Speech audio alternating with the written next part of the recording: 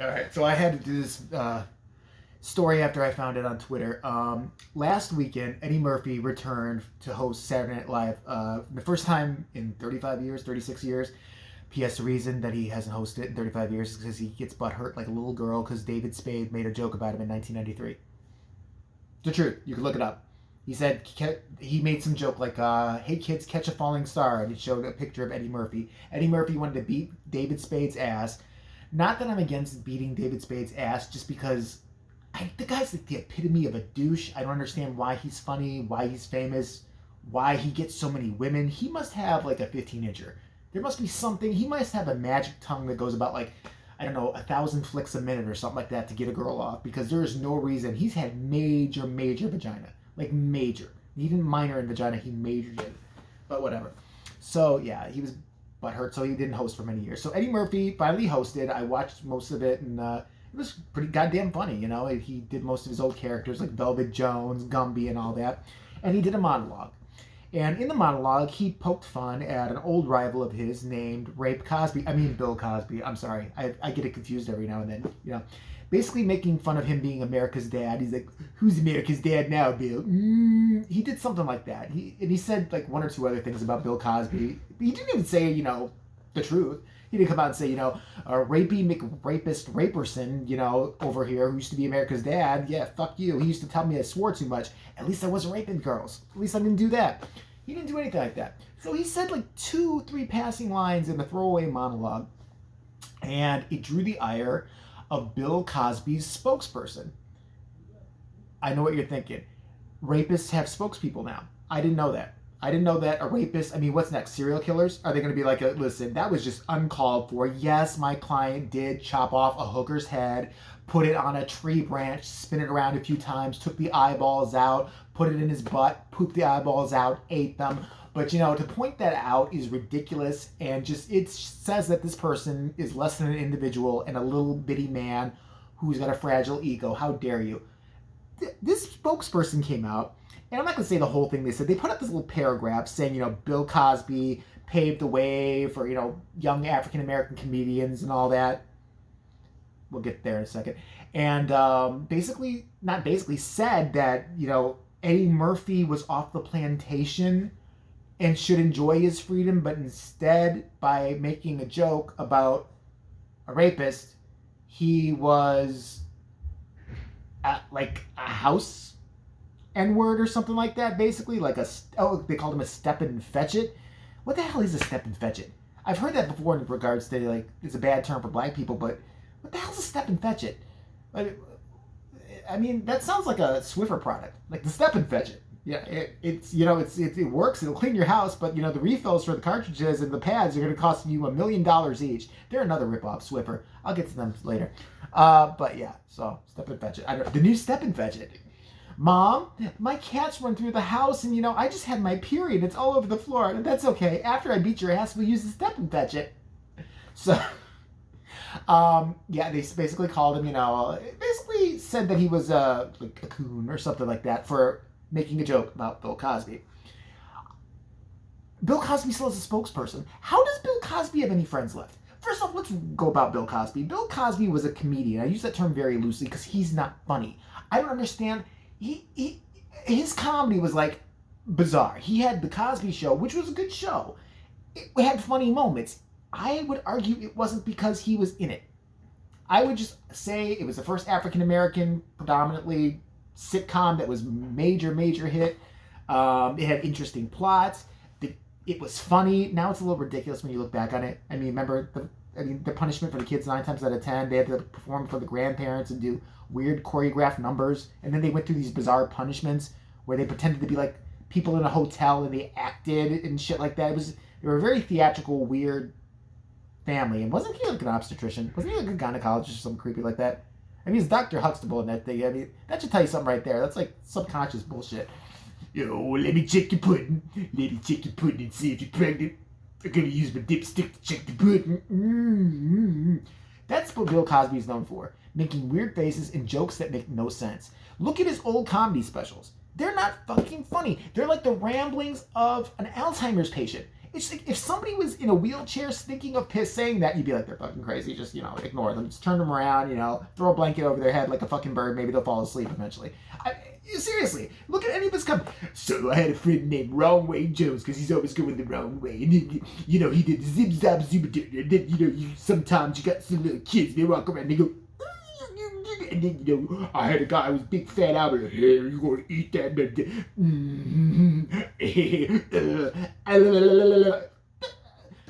fuck? He's not funny. I never got it. Oh, it's here that you have to go to the dentist. You get in the dentist chair, and it's like, and it's like, and you're like, what? Did people pay for this? People thought this. Fuck me, right? But Bill Cosby was really good at was slipping roofies. He was great at that. He was getting, you want a Benadryl? You want a Benadryl? I think you're not feeling so good. Oh, you got a Benadryl? Let's have a Benadryl. Have a little sip of this Jesus juice. Go ahead. Time to get Dr. Huxtable in action. Oh yeah, we're going to get right there right now. So he was really good at that. He has spokespeople. Listen, Bill Cosby is a rapist, in my opinion. He really is, because he's a guy who's admitted in, what was it, like some kind of settlement or something like that, he brought the papers out when the whole rape trial was going on, that he offered consensually, he said, something for a girl to get her in the mood. And it was some kind of like allergy drug or something like that. If you have to give somebody like a Benadryl or some kind of NyQuil or some kind of drink to make them want to have sex with you, you shouldn't be having sex with them. They probably don't want to have sex with you because they'd be like, you know what they'd say if they want to have sex with you? I want to have sex with you. I want to spread for you. Now, put it in me. Let's do it. That's what my girlfriends always used to say. Well, it's possible, right? It could happen. Okay, what they really say is, get off me. Yes, I'll learn never to run in the park alone at night. And then I get maced and everything's okay. But the fact that he is a spokesperson that decided to make a major thing out of somebody making a joke at his expense in a monologue, another African American comedian, and then to go with that whole cheap, low blow route of basically like, well, because this person's a coon and this person's, a race traitor or whatever, hinting all that because this guy had his own opinion. Are black people not allowed to have different opinions than other black people? I mean, I think that's more insulting than anything. I mean, it's ridiculous. I mean, what next? I can't believe he still got publicists.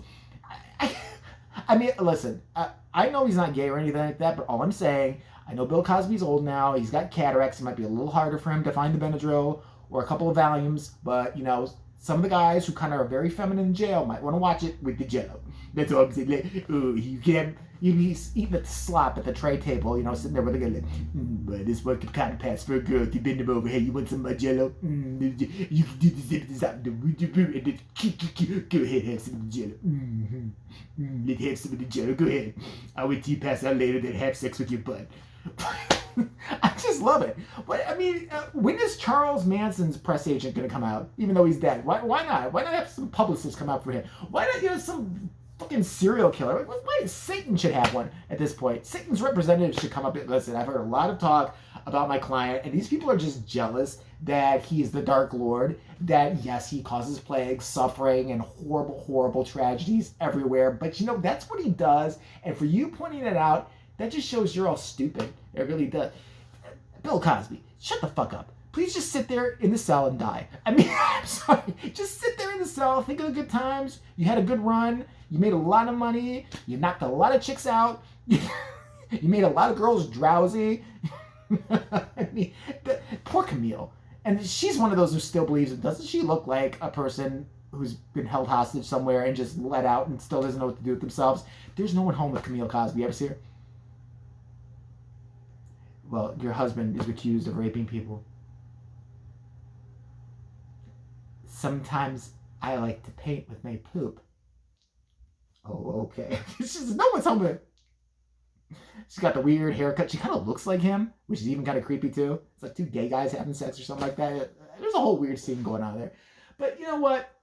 Bill Cosby's a rapist. He should be allowed to be made jokes about him. He should be shutting the fuck up. He should be serving his time. I do have mixed feelings about him serving time. I mean, he's an old fuck at this point. There's nothing you can really do to him anymore. I mean, I guess it is justice. So, and I'm not one of his victims, so I can't really say anything. But you know what? Eddie Murphy made a joke about you. Shut the fuck up. Have a pudding pop and shut the fuck up. How about that? Jesus Christ, already. But yeah. So, if there's any stories you want me to do or any ideas you have for me to do, I'm taking requests. I'll look at them. Can't promise I'll get them all. You want to go to my community page and probably leave some comments down there, except for Eric. He's not allowed to leave comments anywhere anymore. I don't trust you. Don't you ever tell me to do that with the spatula again. I'll fucking dare you. You don't know me. I wouldn't enjoy that. How dare you? I don't call myself nipples at night and, wear a negligee. Don't blackmail me. It's not going to work. But, yeah, leave some comments down on something I should do next. I've been having trouble finding stories lately because I haven't been on Twitter a lot. And that's usually, I see something pissing me off like this shit today and I get right on it. But, yeah, and I will be doing something for New Year's. Not sure yet exactly what. I probably will be with Steve because I have no other fucking friends who are single and who are able to do anything. All my other friends are married, have kids, and are lame. I can't. My child goes to sleep at like 6 o'clock, and then I have to wake them up, 5 hours later because they shit themselves, and I have to clean it up, and then, I have to use flashcards to, make sure they're not going to be retarded at, midnight, and then I put them to bed for 2 hours. Okay, I get it. You have a fucking family. I can't go out tonight. See, me and my husband planned a special thing. What we're going to do is we're going to sit and stare at each other, wonder why we ever married, have really regretful, resentful sex with each other, and just sit and look at each other after post coitus and drool in bed, and then just let go of our bowel movements and our urine at the same time. Just sit there, hold hands while we piss the bed and shit ourselves. It's something we do every year just to remind us how shitty our marriage is, but it's what we do so we can't come out tonight. I get it. I'm a loser who's single and got nobody else to hang out with. At least Steve's fun. That's all I'm gonna say. He may chase a couple guys around and put me in weird predicaments every now and then, but once my butt recovers, I'm okay. So, it's all good. So, if I don't see you before New Year's, Happy New Year. But I'm pretty sure I'll see you guys before New Year's. Like a rash, you can't get rid of me. I'm telling you right now, I don't go away, even with prescription drugs. You can try.